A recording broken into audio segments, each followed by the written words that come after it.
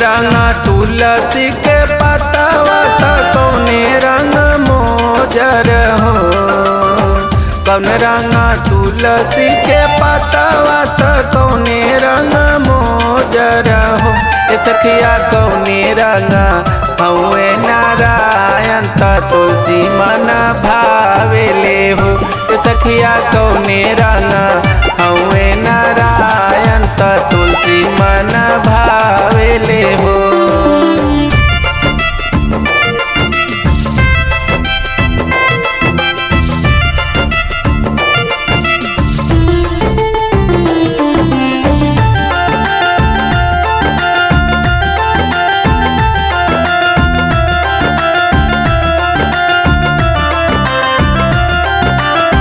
हर रंग तुलसी के पतवा त हरा रंग मोजर हो। हर रंग तुलसी के पतवा त हरा रंग मोजर हो। सखिया सावर रंग हउए नारायण त तुलसी मन भावेले हो। सखिया सावर रंग हउए नारायण त तुलसी मन भावेले हो।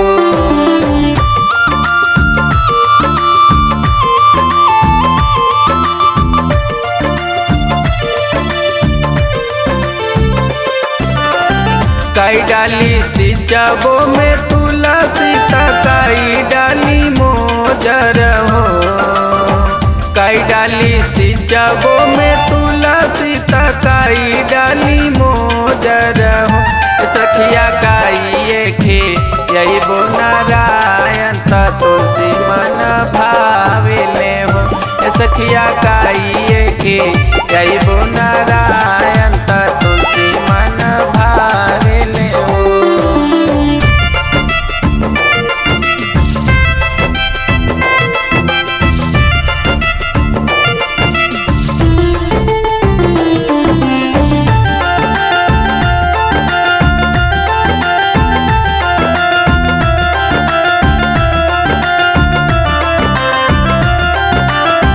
गंग जल डाली सिंचबो तुलसी त गंगा जल मोजर हो।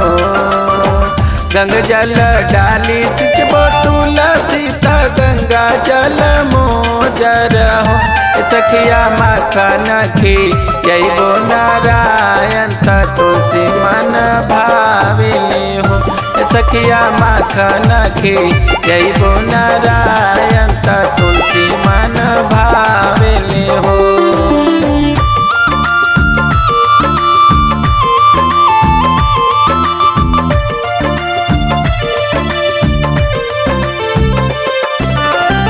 काई दी है तुलसी के पतवा त काई दी है मोजर हो।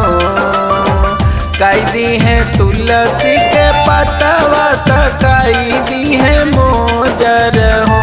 सखिया काई दी है हमके नारायण त तुलसी मन भावेले हो। सखिया काई दी है हमके नारायण त तुलसी मन भावेले हो।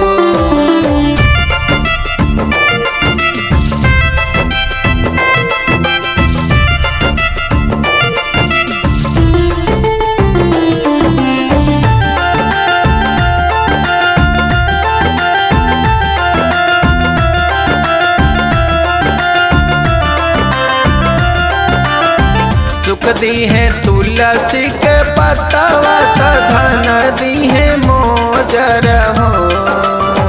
सुख दी है तुलसी के पतवा त धन दी है मोजर हो। सखिया गोदिया में लाल दी है नारायण त तुलसी मन भावेले हो। सखिया गोदिया में लाल दी है नारायण त तुलसी मन भावेले